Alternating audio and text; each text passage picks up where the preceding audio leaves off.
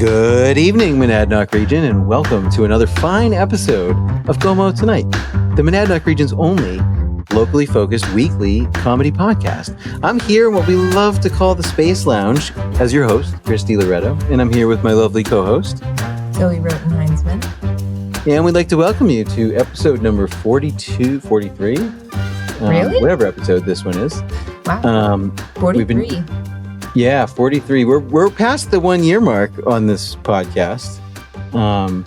We don't have 52 for 52 weeks. Although if you added up all of the bonus episodes, we'd be close. We'd be closer. Anyways, we'd be closer to 50 at this point. But we've skipped a week here or there. But honestly, that's pretty regular for anything we've ever tried before in this regard. So thanks for those of you who have. We have a very, very steady audience that has stuck around. There's some episodes that are perhaps a little more exciting to people than others, but the baseline always remains the same. And so those of you who are part of that baseline, we really want to thank you. And that's that's always been what we've been going for on this program. It's what I like to call the Morning Joe strategy. Because the approach of that morning program has never been to win the ratings in the morning. It's just been to have the people of a certain political class in Washington, D.C. and New York City watch the show, which they've always succeeded at doing. And that's how we see this, is we would just like the best of you to be around. And that's what I think that we have.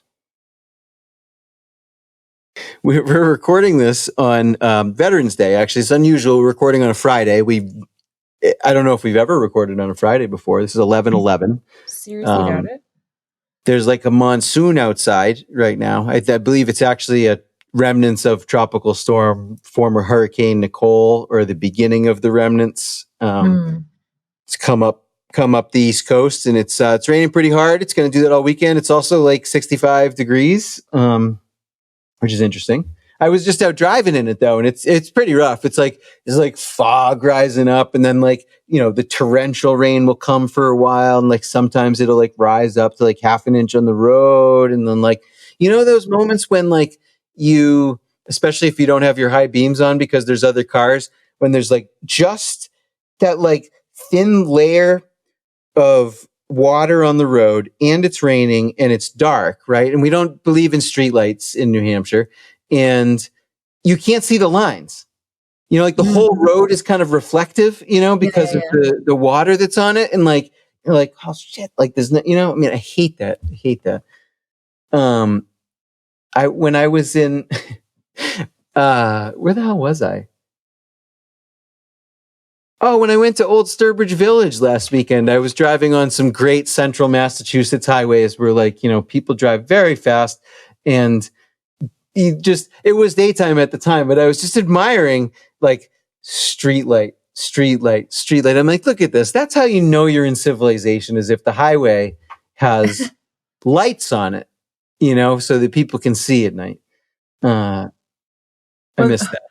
My brother, went to grad school at Dartmouth, which is way out in the middle of nowhere, New Hampshire, as you know. And he had a friend who was his roommate, but who was not going to school there, who was just also a transplant from South Carolina. And we were talking one day, and he was like, "Man, I just never use my high beams. What are those even for?" And I'm looking at him you live in Hanover, New Hampshire. How do you drive on 89 without your high beam? This highway that leads to you requires high beams, right, just to function on the highway. Yeah, exactly. Right. Exactly. Yeah. I don't understand that at all. He just must not have done a lot of driving around, but yeah. Seriously. That was wild. The first time I ever drove up there, 'cause I lived in Boston. And I went up there to visit him. Yeah, right. Where they light things. This place, they keep things very well lit all the time.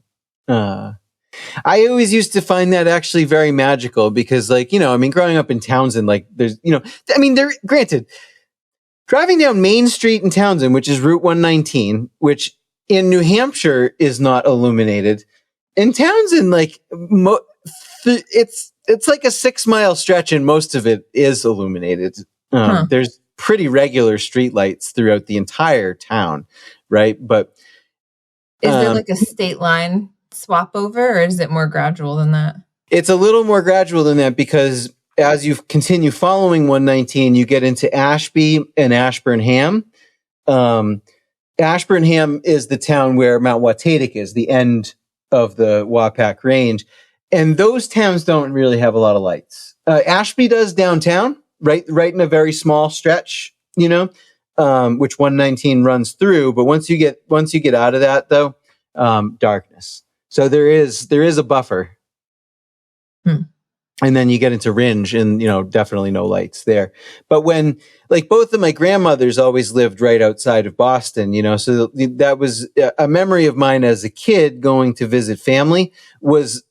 I always really liked, like, leaving at night in this, like, super illuminated place, you know, like we would leave, you know, say Christmas Eve or something at 10 o'clock. And, like, yeah, I mean, in Townsend, there's street lights, but it's pretty dark, you know, but this is just like, it's like Melrose is bright, you know, Everett is bright. And, like, you come out and you're, you know, driving down the highways, and it's like light after light. I don't know. I found it exciting and magical.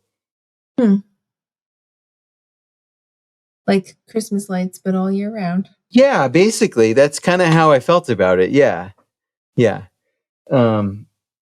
So, like, speaking of family, I was driving in the monsoon because I was down in Townsend visiting my brother and his husband, who are visiting from Arkansas. They weren't there. You were visiting them, but they weren't there. I was visiting them, but they weren't there. So they were absent, but their kids, Darren and Kate, and my nephews were there, and my sister and her boyfriend were there. And so that was all cool. But everybody was, you know, watching Home Alone 2. And so there was a, you know, like a 90s kind of thing going on, you know. And one of the kids, my dad had to ask him to stop, had a water bottle, a 2022 water bottle, right? And he's crinkling it, and it's like making that noise, you know, which is like seriously one of my least favorite sounds. And like even like Manny sat up and he was like, "Dad, it's like your worst nightmare what he's doing right now," you know, because I have said it so many times. Like it's always in the car too. Like when we're driving back from someplace, and like we given them water, you know, as parents do sometimes, and sometimes it's not in a reusable container, unfortunately. And they'll finish the water and they'll just be like, and like I'm driving and I'm like, oh, you know, and I hate it, you know, but I took the opportunity to educate my nephews, as a good uncle would, right, about, listen, kids, like in the time that this movie was made, right, and in the time of my youth, when we were at the pinnacle of civilization, right, the water bottles were made of better plastic than that. You couldn't crinkle them. And I happen to have one of these bougie water bottles of mine. They got 90s plastic if you pay a couple extra bucks for the Smartwater, not to be a shill here. But this is what all the plastic, everything, all the soda, all the water. Ah, man, you can't crinkle this. You can pop it a little bit. You know, you can make some noise if you try really hard, but you can't fucking crunch this in your hands, because, man, this is the plastic that you want. And that's like a small part of the reason that I even buy these ridiculously expensive water things. I actually got hooked.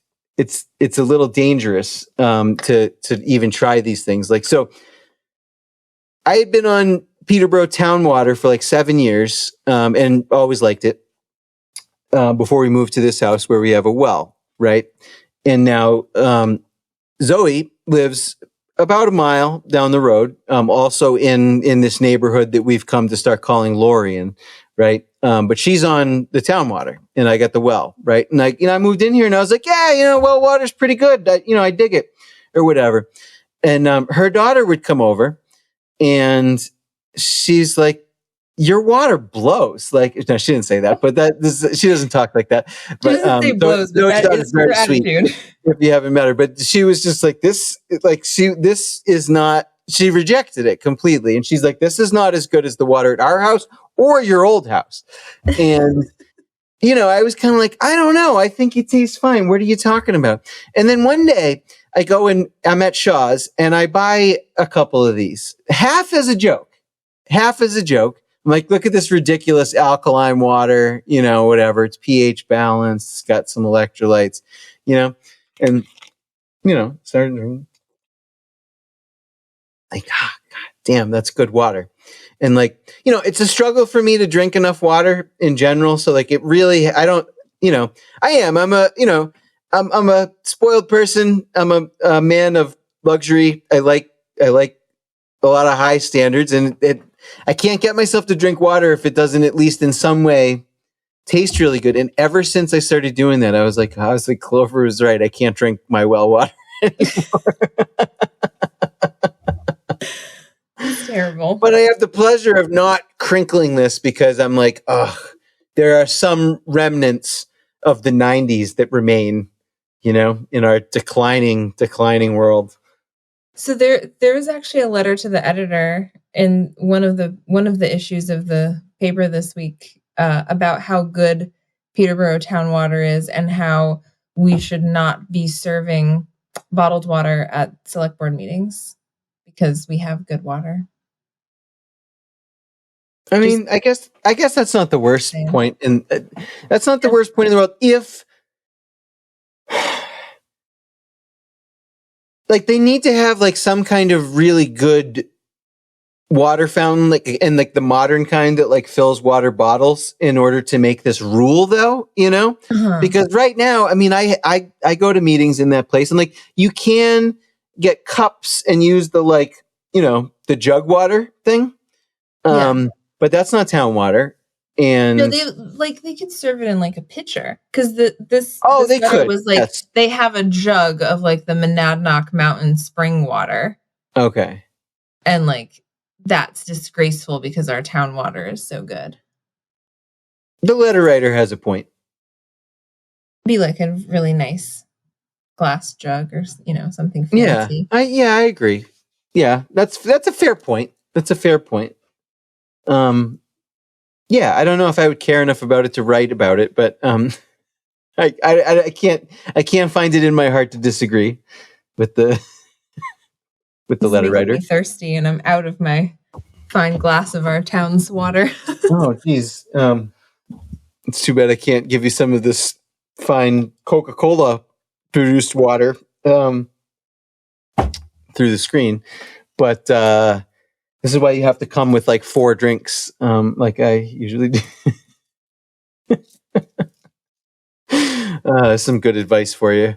But always have 4 drinks. Yes, always have 4 drinks to cover all of your different categorical bases. Actually, I was laughing as I went down the stairs tonight because last time we recorded, I think I commented that I had 5. And this time I did bring 4, but 2 of them, there was like an initial can of cider and a backup can, and only one was open, so it was really only 3 at a time today. We're moderating. A backup, though. I'm getting moderate. Yeah. Oh, yeah. You at least should have a backup. Definitely. Always come prepared. But yeah. Anyway, so we've had exciting times. We're post-election, as everyone knows. We had a nice time doing coverage. We did. Of the election. Thrilling election day. It was a thrilling election day. They, it was, I did make a note of this in our post sharing the election results. But Phil Runyon, who was reading off the results, did make a comment that our turnout was higher than he remembered seeing it, which is a pretty bold statement coming from that gentleman, I think. And it's very interesting. Yeah. I heard Kath Allen last night say that it was about 100 more than what like the highest she had in her mind. And she's always she's always there, you know. So yeah, like an extra 100 people voting. Yeah. Yeah. I also think her opinion is interesting too on that. What did she say? No, that she just like, you know, she's always there when they count the votes. She's I see what you're saying. I thought you were saying like she gave like a take on this number an analysis that was her take just being that turnout was high and that she felt like it was about 100 more than what she had like remembered the number. And that is really interesting to me because it's a midterm and it seems like turnout was higher than a presidential year, which is just on the face of it, that's unusual. But also just knowing this town and the last two presidential election cycles who like had a certain polarizing figure that many around here feel very strongly about in them, you know, I honestly would have thought the two Trump elections would have had a higher turnout than this year. Yeah. I didn't really think that of our closely contested elections, like available to us in our congressional district, I didn't think that very many were interesting. Once George Hansel lost, there was never any suggestion that Burns fellow was going to beat Ann Custer. So like that was never really in question. We get to vote on governor, but like, I mean, that was like a 15-point win for Sununu, as I said it would be. And like no one even bothered to learn Sherman's name. You know what I mean? Like this dude texted me against my will for months. And I never really even, I was like, I don't care what you're running. I never even learned that it was for governor. I just like, and I also, for some reason, somehow some political list thinks I'm my sister. So I also get text messages for Maine races constantly, you know? So I didn't even really bother to learn if Tom Sherman was in New Hampshire, you know? I know he's a doctor though. They made a point of emphasizing that all the time. So good job, marketers out there. I only noticed that he was a doctor after the election and I was like, oh man, like why have I not noticed his signs? And then I started seeing like the Dr. Tom shirt and I was like, oh, that's who that is. But I'd never connected to it. It's like, you know, I don't think that the Sherman campaign was a great campaign, but also no one was going to beat Sununu, you know? So I'm really, it's not a strong criticism. Mm-hmm. I want to be clear that like, I don't know. I don't know that it would have been wise to spend a lot of effort being super competent against Chris Sununu because he was going to beat you by 15 points even if you ran a great campaign. Maybe it would have been 12 instead of 15, you know, but like, I don't know, a lot of money and a lot of time and a lot of effort for 3 points. I don't know. You know, the state Senate race, now that the Senate districts have been gerrymandered and we're in with Keene, that's not going to be a real contested race for Peterborough anymore. That's going to be a Democratic Senate seat now that we're in District 10. So that's not very interesting. The Senate race, I guess, but the Senate race didn't turn, like that's the thing is that like Maggie Hassan was always predicted to win, but there were like many of the polls that were wrong across the country leading up to the election that predicted all this tightening between these, you know, Republican and these safe Democratic races where the Republicans were closing in and this was true not just in New Hampshire, but across the country, but they were almost all wrong. Like all of the numbers ended up being what they were like 3 weeks before the election, before any of that tightening happened. Like that was the real number. So it might have seemed to people like it was really important to vote against the crazy general, but it turned out to be a very safe race for Maggie Hassan. So I do feel like we had sort of a historic outcome in terms of the election of Jonah Wheeler. I don't know if he's our youngest representative. I don't know if he's our first non-white representative. I don't know any of those things, but it seems unique. I think it's probably safe to say that these things haven't happened very many times before, that a 19-year-old African-American was elected to represent Peterborough. I think that's very exciting. I'm only not including it in this thing because it was a foregone conclusion. We all knew that Jonah was going to win. As we said it on the air. It's like Baltimore. I'm very happy to say, again, I predicted it, but I'm very happy to say he was the number one vote getter in his race with 2 seats. He came in number 1 overall. It's extremely impressive. Like I said, it's historic. It should not in any way be minimized, but it wasn't contested, and so the turnout confuses me a little bit. I don't understand. Was it a feeling? You know what I mean? Like, was it just a mood? Like, I think it might have been. The Roe versus Wade mood. Yeah. I think that was a really big deal for a lot of people. I guess so. Yeah. Crazy to me that it was bigger than Trump. Not because I think that Trump is a bigger deal, but because everyone else sure seemed to. Right. So interesting to me. I voted, but I voted in all of the years. Right. Like I'm not a new turnout voter. It's probably because everybody started out their Wordle game that morning with the word peace, and that just is that? I didn't know that. It was a little meme went around. So obnoxious. Really changed the world this time, though. So. Oh God, yep. We kept the Republicans from destroying everything. I feel so much better about our declining civilization now that the Democrats can continue to manage the decline for the next 2 years. As far as we know, it doesn't look like they're going to take the Senate. The Republicans are going to take the Senate, and maybe they take the House by a couple of seats. But wow, they fucked it up. It's surprising to me. It's kind of theirs to win. Yeah, and I was a little surprised by the they overall. Sure blew, I was very surprised. Surprised. They sure blew it. I think when it comes to overall punditry with the 2022 election, I think it's important not to draw any super strong conclusions, because I don't think that there's any super strong messages. Clearly, the red wave thing wasn't much of a thing. There's nothing in election poll data, though, that says to me that Democrats were super safe, or that they have a super even in the exit polls, Biden's popularity is really low. No one really thinks that the Democrats are going to do anything to how it's really in fact it's confounded. It's very strange. It's all of the numbers are really strange.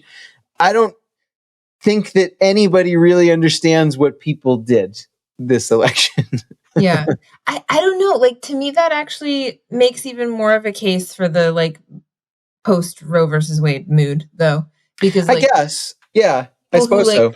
I've known so many, especially older women who are single issue voters on that, and have been lifelong single issue voters on that issue. Sure. I can see that matching up with not having real faith or confidence, or in Democrats generally, I got you. Biden, yeah. I don't have faith in the Democrats at all, but I'm here because of abortion. Yeah. Yeah, I can see that. I just don't. I don't know. The Republicans here are they're alternately too either libertarian or oftentimes moderate. And New Hampshire Republicanism is not that Christian. I just don't worry that much about actual legal abortion bans in this state. I don't think Chris Sununu would even sign that. You know what I mean? I know there's a lot of people that'll be you're being naive and you're playing with women's lives, but I'm just telling you what I see out there. And, I know that there's Republicans in New Hampshire who try to do this. I just don't think that the state is truly of that composition where that sort of thing, even if it were to somehow happen, like be passed as a law, that it would stick, that it would last. There definitely would never be like some kind of constitutional amendment about it. Like there's no chance of that. Like, I don't know. We're also a small state that is very close to the borders of several other states that are definitely going to have abortion. I don't know. I'm not telling anybody not to vote on this issue. I'm just saying, like, I don't think we were ever really threatened in that regard. Yeah. But you're right. I'm not saying that that's not why people voted for it. I'm sure they did. I just don't quite comprehend it because it wasn't going to happen here, Right. And I don't personally feel it here either. I know. And, yeah. there's a lot of Democrats in New Hampshire that are like really terrified of free staters, but that is one common ground area, that they should maybe like totally agreed. Look at, totally agreed. Free staters never want to ban abortion because they don't want to ban things. Right. Which is why I like them, which is why I'm not scared of them, because like not banning things is important to me, actually, whatever people want to accuse me of being politically, I've just never, and I've been many things politically, but in almost none of them have I truly been a big fan of like bans of things, regardless of what they are. And as, as some of you who have been to town forums, candidate forums know, even though I'm not going to say who, but I actually didn't even come up with the idea for this question, but I have always been a very, very, very stringent believer in bodily autonomy in all of its forms, not just on the things that I like. Like, I think that people truly should have the freedom to reject whatever about it that goes in their body, and also to accept whatever they want to go into their body. That is really basic freedom to me in a lot of ways. It's like as basic, and I don't want to get into this whole thing, but it's as basic as the freedom to go places, which a lot of people during a certain period of time really tried to claim was not a component of freedom, which is really strange to me, but freedom of like, I can go where I want, like when I want, and like freedom of like my body. Like people can't really tell me one way or another what to do with my body. I think these are important values. Yeah. I feel like those are that's related to be able to like, move your body through space, and accept what goes in and out of it. That's all. It's, I don't know. If you don't have those two things, even if you have a whole bunch of other freedoms, you're definitely not free. Yeah. You know what I mean? I would go so far as to say that even if you had, if we want to talk about, say, like Roosevelt's 4 freedoms that like never really got, their life put into them, but let's say even if you had your freedom from want met, right?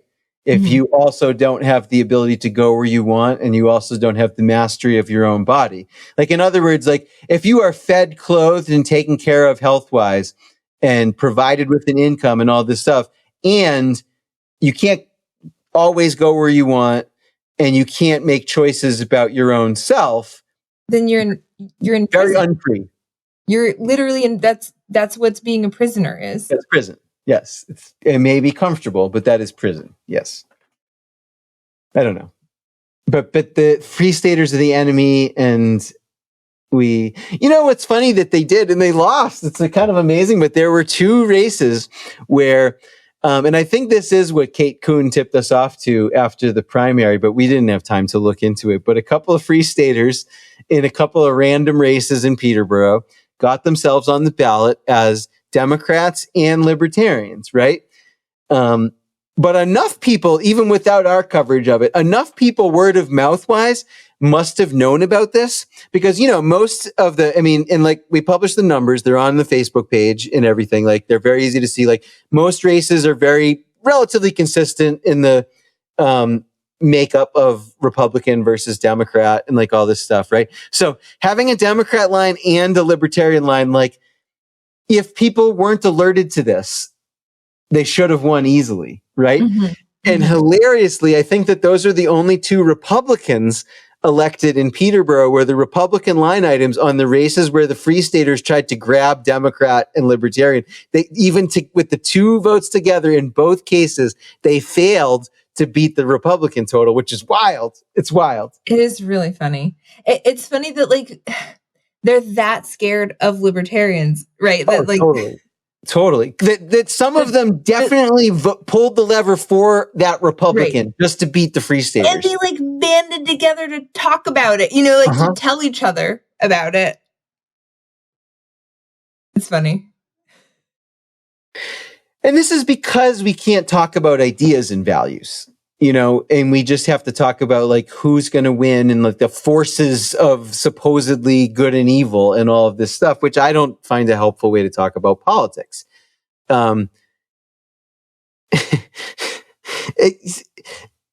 People sometimes will be like, after we did a couple forums, they'll be like, man, you guys write really good questions, right? But like, the only reason that they're good questions is because we don't ask them within this framework of like good and evil and like these like little like this versus this versus this. We talk about ideas and we make the candidates give opinions on concepts that are the basis of political decisions that you make, not how will you vote on this or like where do you stand on like the hot issue of the week. No, it's like I think we find a lot more out about the people who might represent us if we ask them what they fundamentally think in their heads about anything broad, like anything basic, anything universal, No, a lot of people don't want to do that, but when they see it, they like it. Mm. Yeah. We'll do more. We'll have more of that because that's how you get more civic life is if you get people invested in ideas and having like, and even if I know this, one of the reasons that people don't like doing this idea thing is because part of it is accepting that when we go down this path, some people are going to have the wrong ones and that we have to like live with them. And like we have to like admit them into the conversation and that we have to defend our own ground against even the people who have the obviously wrong position. And that's become very out of fashion. Not for people like Jonah Wheeler, I don't think, which is why I was so enthusiastic about voting for him, is because he's not afraid of that at all. And I have tremendous respect for that. And it's rare, but I hope it's a thing that we can keep cultivating. I really do. Speaking of cultivation or its opposite, I did on election night, because we were hanging out in the community center and for a long time waiting for the counting. God bless the poll workers, no disrespect, waiting a long time though. And I decided to get people riled up a little bit about the community center itself and how we should bulldoze the thing. Not literally, we should get the right disposal company to come in and take care of whatever. You look at that building and it's like, I bet you asbestos isn't even the worst thing in here. You know what I mean?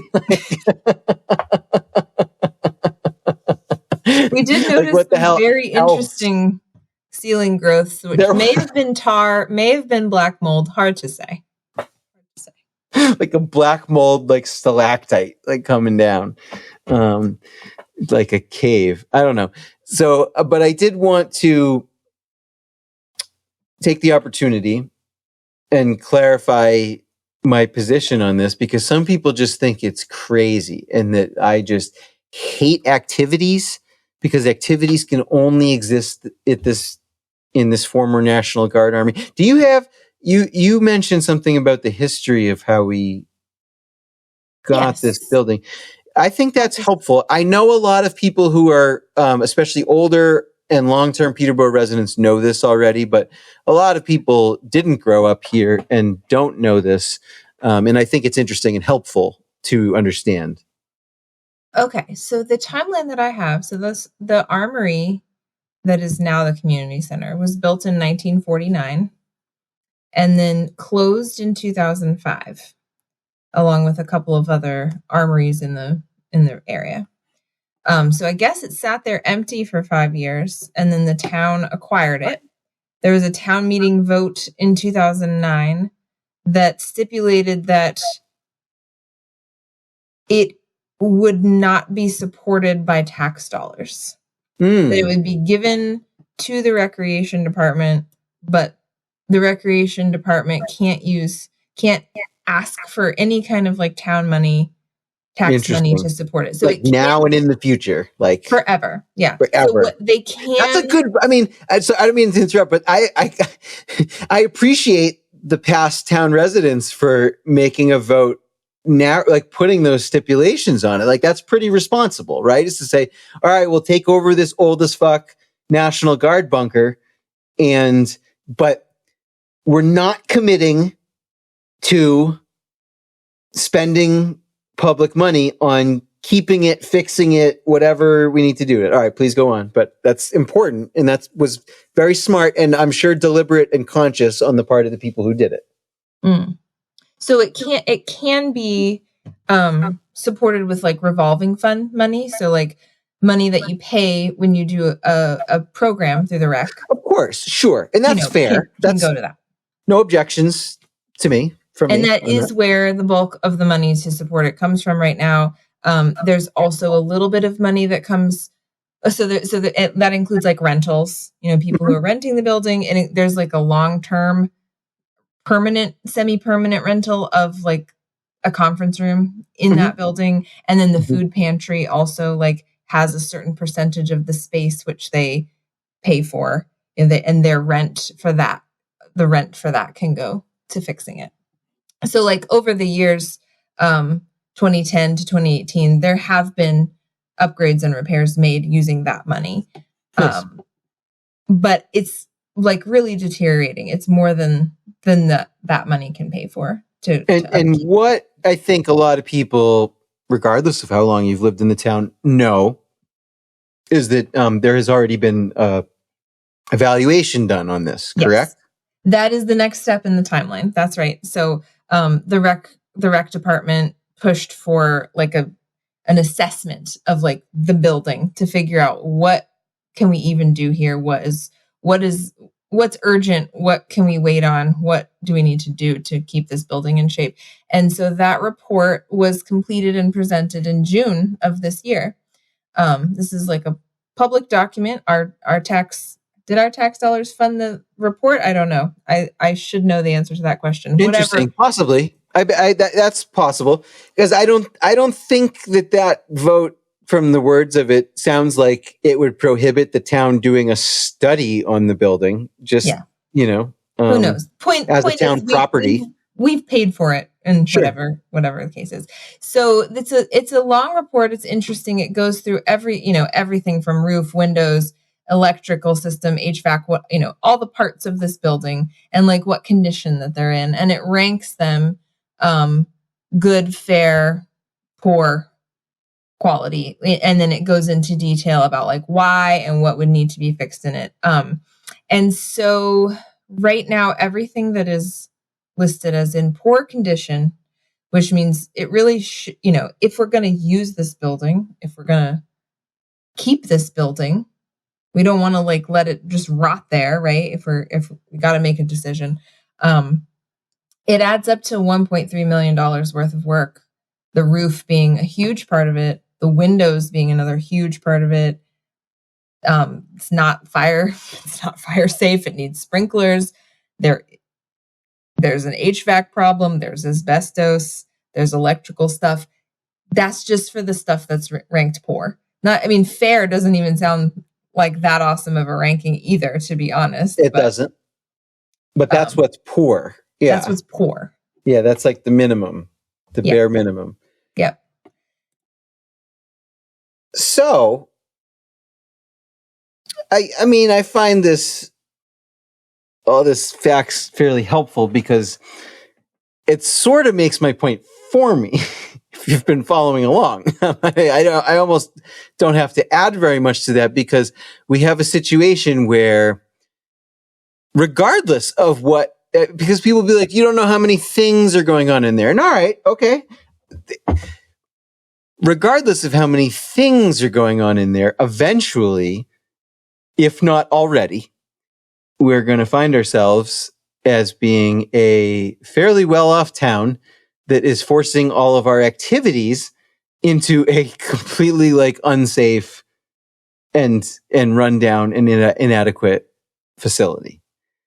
And by the decree of ourselves, by the will of the town, we cannot appropriate taxes for this, which means that like a grand library style effort, maybe not as much, but a grand library style effort will have to be undertaken to raise from donors the money, at least 1.3. And so, I mean, what I hear when I hear that, though, really, you know, is that like we would need 1.3 million for all of these poor things, is that like at minimum, we're probably talking like $2 million, right? So, like there's going to be a million things that get rounded up and like increased construction costs and like this and that and this and that, right? 2 million, 2.5 million, is what we'd be talking about.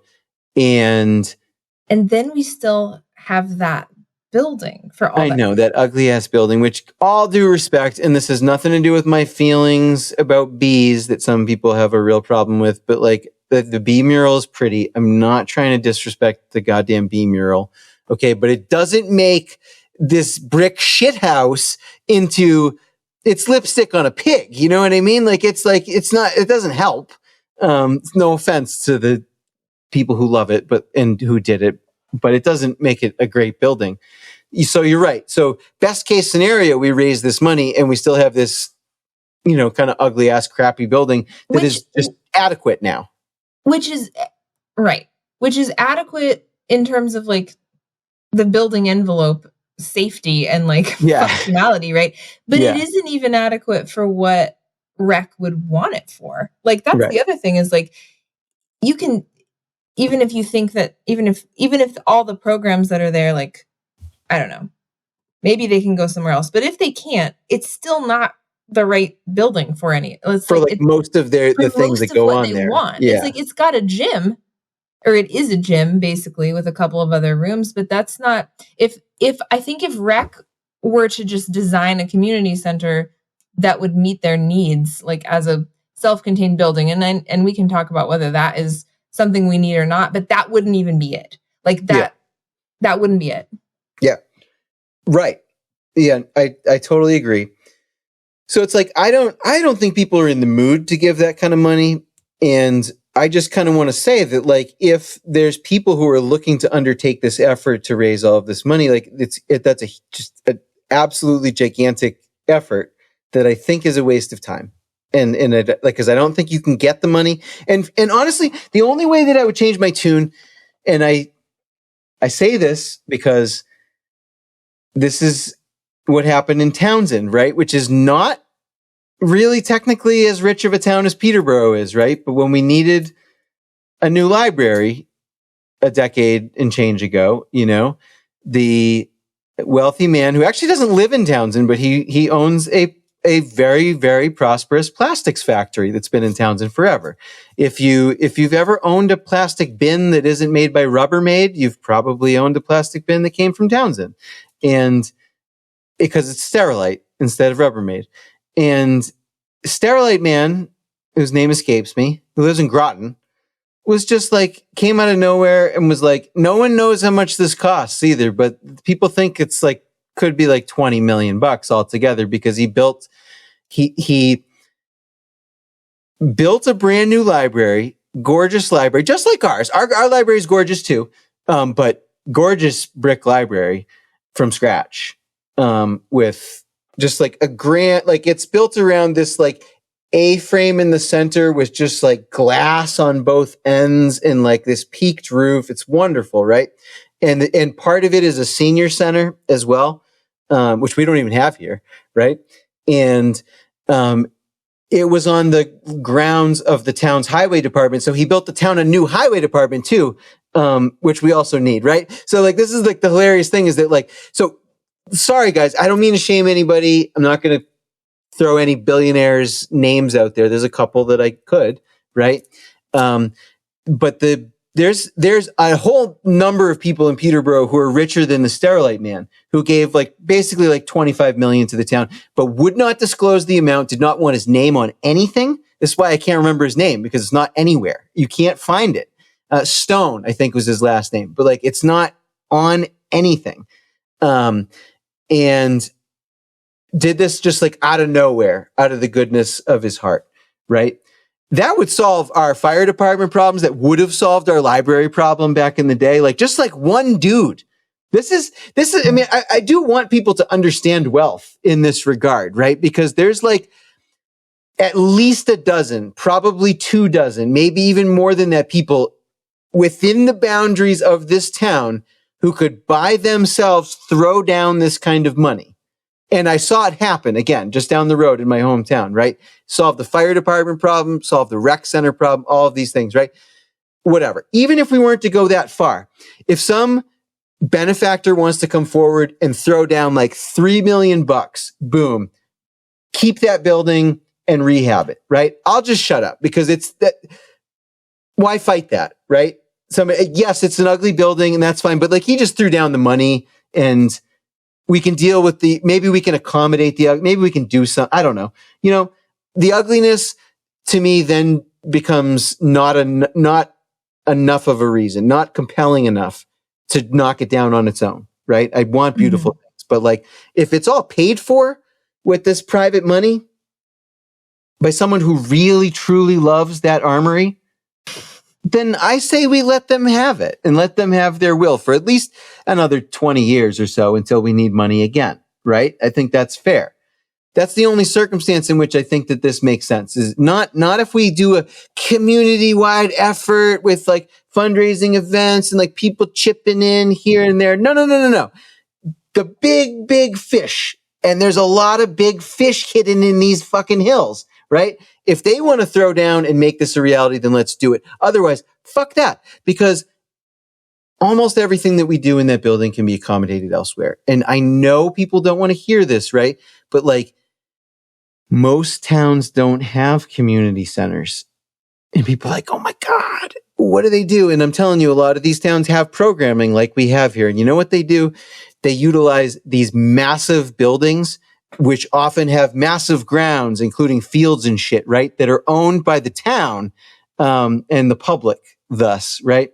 And that's called the schools. And I know for some reason people think this is appalling around here that you do that. Everybody does this, like fucking everybody. Everybody does this. This is how they have events. You know, the people are like, well, you know, certain things can't be done during the day because the kids are, and that's true.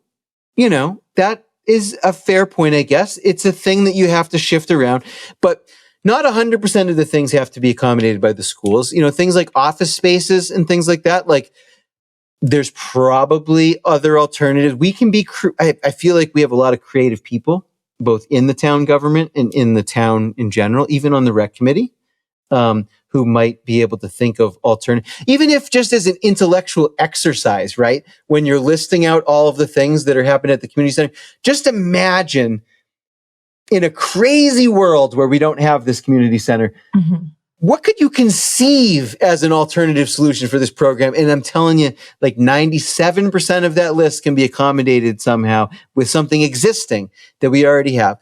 And people often say, Conval doesn't want this. And I'm not trying to be an asshole and saying, I don't care. And neither should you.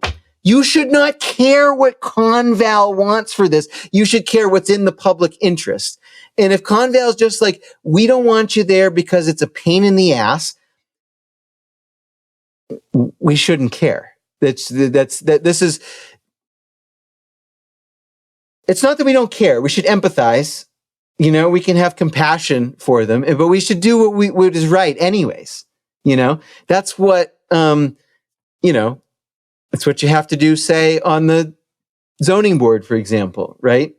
You have to listen to the wishes of abutters because they have that right, but at the end of the day, abutters never want that change, So like, yeah, if you ask the school, like, do you want to deal with this? Like, yeah, they're going to say no. Of course they're going to say no, like you can only take that seriously to a point though, because you have to ask yourself, would they say no to just about anything that I ask? And if the answer is yes, which it is, then you have to say, okay, well then it isn't worth that much, and people will say, well, the town can't dictate to Conval and all this stuff. Like, well, I bet you there's ways. And like I said, I think we have a lot of creative people. I don't want it to fall to me to have to do it. You know what I mean? But like if anybody wants to ask me how I think we could do it, we could definitely sit down because I think that there's ways. Or they could just cooperate,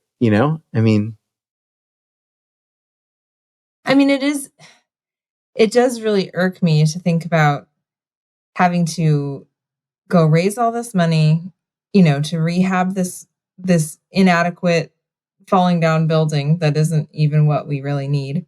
Right. And to pay so much in taxes to the school, and I'm not really like a tax complainer per se, but it's neither am I. Yeah, absolutely. Like, I think we have a good record on this. These are like gyms and facilities that I do pay for already. Mm-hmm. And I think that's worth thinking about. I think everyone should think about that because we have these hassles and these fights about things like school budget and the budget of the town. And we all know, anybody who's paying attention to these numbers, that the vast, vast, vast, vast majority of our money that we pay in property taxes that nobody likes is going to the schools. And I'm not saying that that's wrong. You know what I mean? That's right. That probably makes sense. But given that, right? So ask yourselves, right? Regardless of your prior opinions about either Conval or the community center or anything else, right?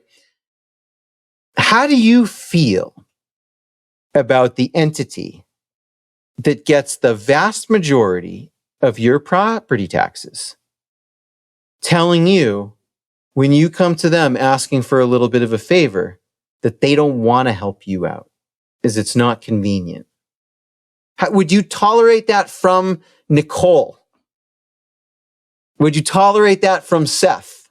Would you tolerate that from the people at the townhouse? Would you tolerate that from the select board? I don't think so. I've seen it. People don't tolerate that, right? But when the school is like, yeah, fuck off, people are just like, well, it's Conval, It's like this is, if anybody out there has seen Blood Diamond, it's like when they're always like, yeah, this is Africa. You know what I mean? Like, or in Chinatown when it's like, come on, Jake, it's Chinatown. You know what I mean? Like, that's how people act with Conval. They're like, yeah, it's Conval. Like, it's this like immutable primal force that like you just can't redeem or deal with or reform, or you just have to accept it as the beast that it is. And I don't agree with that. I think that's ridiculous. I'm not anti-school, but that's absurd. And nobody should, that's the wrong attitude to have about your school system. Mm-hmm. Like that, and these, like I said, these are things that can be done with, like, to no danger to children, to know, to like, you know what I'm saying? Like, I'm telling you, I grew up in a really nice town where people had really high standards and expectations or things. And like basketball programs happened at schools, baseball programs happened at a combination of town fields and school fields. Voting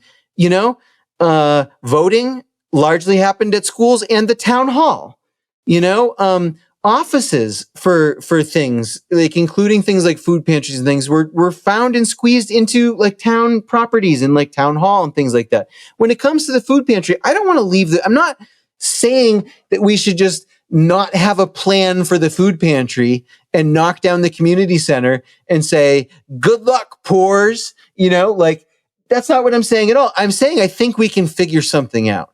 And especially as we're like planning a new municipal campus, like I don't believe that the community kitchen requires like 50,000 square feet, right? So as we're drawing up plans for these things, you know, I'm sure, I think a space could be found, or something that could be potentially moving from something could move from the townhouse to the new municipal campus, and an office could free up where they could use a space there. Or perhaps we won't convert the old firehouse into condos immediately, and they could, you know, when the fire department moves out of there, they could move into there, you know. Again, not another great facility, but the fire station and the community center are not that far off in terms of their inadequacy. And so if we're saying that the community kitchen deserves the inadequate community center, the food pantry, then I don't think that the fire station is worse. You know, and these are just ideas. I'm not even saying stick them in the bad fire station, but I'm saying off the top of my head, I just named like 4 possible solutions for what could happen to the food pantry. And this is the kind of thinking that I think we should be doing, rather than just saying, let's raise the millions of dollars. I completely agree. This is my hope for the next conversation that the rec committee will have. You should come to the meeting. You should come. Maybe I will. I've never been to a rec committee meeting. Maybe I will come and sit in. I don't want to like, I feel like I'll walk in there and like 3 people on the board will just be like tense up, you know? And like, I swear to God, I'm not going to come in filming anything, or like, I won't even say anything probably, you know, like I'm not, I don't know. I just feel there's probably a few people in there that were like, oh my God, DiLoretto's here. What the fuck is he going to do? And the answer is probably nothing at all, just for the record. I would love to come and sit in and just watch the proceedings sometime. Maybe make a comment. I mean, I think that you should come with some of these ideas. Because, I'm welcome to make a comment. I know. I don't want to be that, you know. What? I'm not trying to make a scene, is what I'm saying, though. No, you know I know, what I mean? but I think that your ideas about this kind of stuff would be valuable, and I do think it's the next step. Like I don't mind. Is this something that will be discussed, like in the next month's meeting? I really hope so. That's my. I mean, we've gotten a list of stuff that like that the community center is used for, and now I really think that is the next step, is to like just have a brainstorm. I mean, I don't know how much control I have over like setting that as part of the agenda, but that's my wish. That's what I think needs to it's definitely something that I am not going to be on board with any raising money plan without that step happening. I'll tell you that. Of course. Yeah, right. Yeah. Exactly. And like, I do feel like I'm being reasonable here, in the sense that like I'm not taking this hard line, even where I'm saying like I could never envision a scenario where I think that we should keep this building, but like I do set the bar at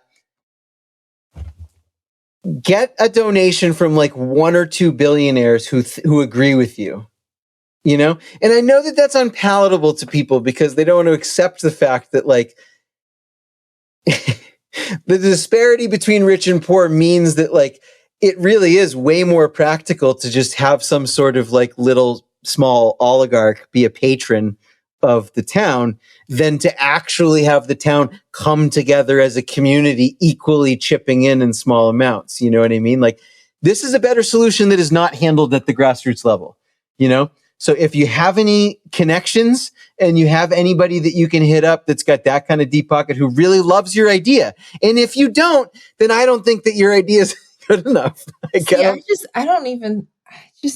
You do want to knock it down no matter what. I don't want to set the bar that low. Like, it's not even the building that we need. Like, if we need a building, that's not the one.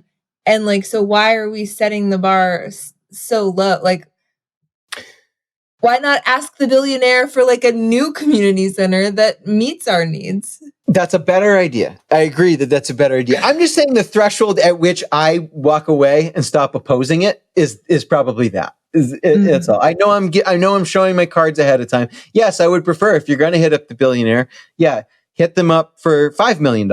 You know, it's not that much for them. They can do that. You know, I'll call Elon. Yeah, you know what I'm saying? Like, he's been busy lately, though. We've got a couple of mini Elons here, though. You know what I'm saying? Like, it's like this is doable if any of them could be convinced to care that much that we need a community center, even given that we have other facilities that could potentially be used for these things. I bet you most of those billionaires will agree with me, though. And they'll say, no, you already have all this other shit. So why do you need this community center? That's my strong suspicion. You especially did say, though, that in Townsend you got a senior center, and a big chunk of what that community center is used for is like a de facto senior center, just a I know, but the one in Townsend is like round and made of brick and has a fireplace in it and like a couple of nice conference rooms. It's not, why are we throwing our senior centers to like the exposed pipes and gym floor? I agree, but I think we can ask a billionaire for like a nice round fireplace senior center. Yeah, you're right. That is. We are setting the bar too low with this. Like, let's the community raise $1 million and like throw some patches on the roof. Like, like that's crappy. It just makes me sad. Yeah, it's a bummer. It's a bummer. We deserve better.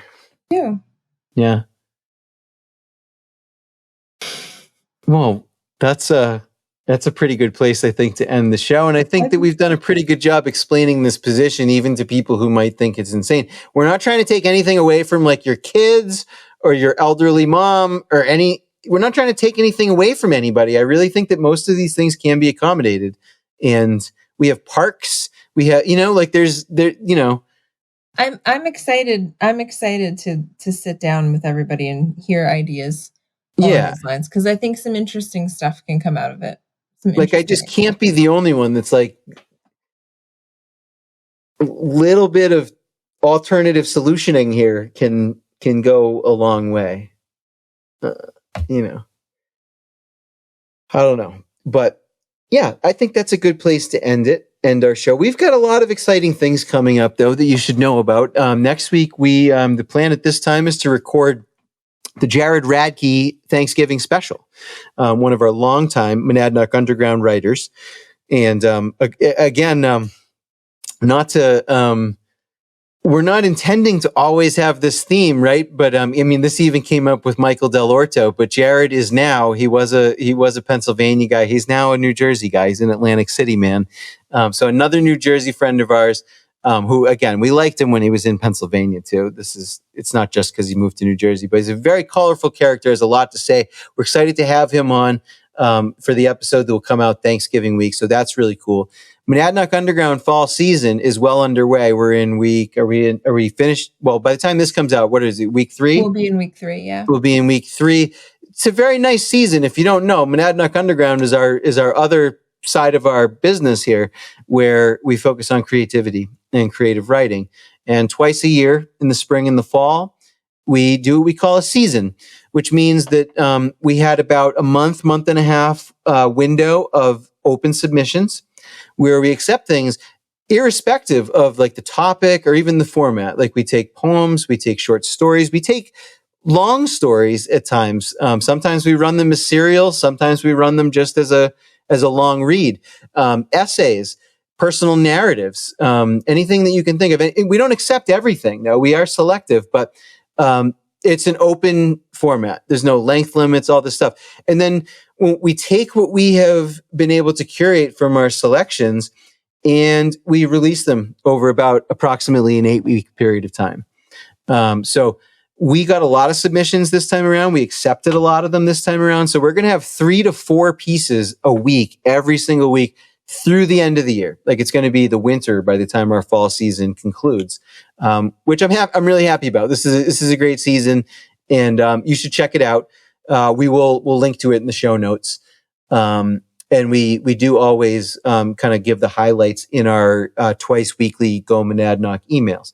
In fact, it's good to mention that if you're not on that email list for Go Monadnock, that's where you find out like everything that's going on. You find out not just about these episodes, but like all of the musical events, theatrical things, all the many, astrological things. What did we have this week? There's some crazy stuff. There's graveyard art. I think that's in the past. I mean, all of what we're talking about is in the past by the time I say this, but sign up for that. We'll put that link in the notes as well. Because Tuesdays and Fridays, we tell you generally what's up and it's a really good time. But we also, as a holiday season fundraiser, this is a little bit of secret news making we're doing. We're not going to announce this for another couple of weeks, but we're going to make some rather clever T-shirts that are based around some things that local people will recognize and hopefully find amusing, and sell them to you they can be perfect Christmas gifts. So around Thanksgiving time, we'll probably drop that out there. We will also have a holiday guide that tells you, as we did last year, everything that's going on throughout the season. So a lot of exciting stuff between now and the end of the year, honestly. And it's going to come fast. Yeah. What a year it's been for all of us. Mad respect, I haven't used that phrase in a while, to our sound lord, Chad Patterson, and great thanks for his production efforts to make this episode sound great, both on the audio and video side. Chad runs a small operation, a boutique operation called Studio 117, which you can find at studio117.com. They can take care of anything that you need when it comes to sound. They can edit sound files like he does for us in terms of the production, but he can also set it up for you. He can consult for you in terms of what you need. He can, anything that you need. Mixing, production, recording, whatever it is. Chad can do it for you. He's been trained. He's got a lot of experience. He's excellent. The fact that he is willing to work with us makes him a saint. He's also a member of a band. It's the premier dad rock band. It is just, God, this band is only like a year old. It's definitely actually less than that. It's definitely less old than this podcast. So this band probably formed like late winter last year, right? And they have just taken off. They're playing all over New Hampshire and Massachusetts. They might have even booked a Maine gig by now.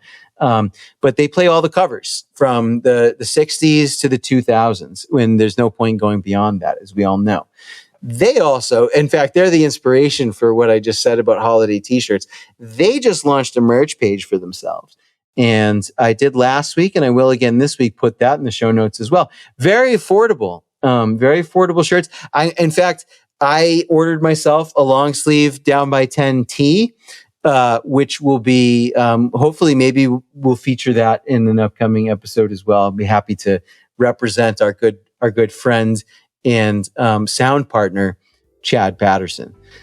So check him out in many different ways. As we said at the night market, he's out there to be judged, and he always passes scrutiny. So thank you, Chad. Everybody, it's been a pleasure out in the Space Lounge. Come join us next week while you're preparing your turkeys and you're scooping the cranberry sauce out of the can or whatever. Jared Radke is full of fire and surprise, so you don't want to miss that episode. We will see you then. Until we come back together in this, moving cocktail tiki lounge through space, remember to always take good advice. We'll see you again.